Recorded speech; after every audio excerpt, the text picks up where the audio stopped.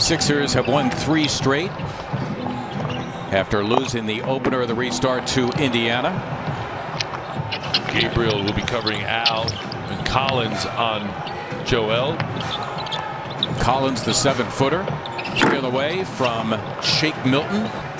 It was really regardless of position. He just looked at the bench and said, all right, who's the next best player? Plus, he thinks he has a very good vibe with Joel Embiid. As if on cue, they go to Horford. Sixers have hit their last 3 after the 0-for-4 start. Lillard with 7 already for Portland. Options.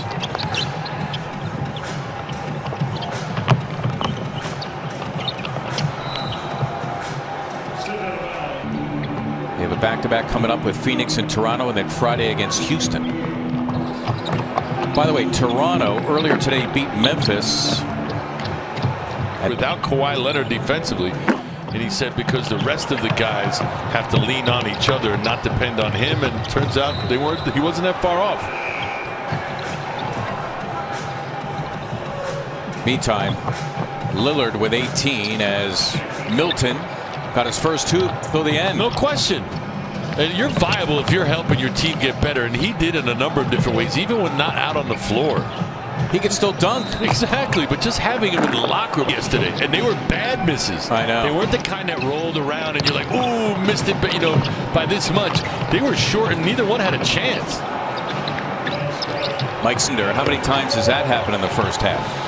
It's too easy. I mean, listen, I know he's really good, but the help has to be there somewhere along the line. He's going too far from the top of the key. With Dame, they did a good job of that in the first half. Take him off the 3, but now the Blazers are trying to get downhill with Joel out, so they've got to do a better job there, guys. And offensively, just got to continue to. Sixers down 10.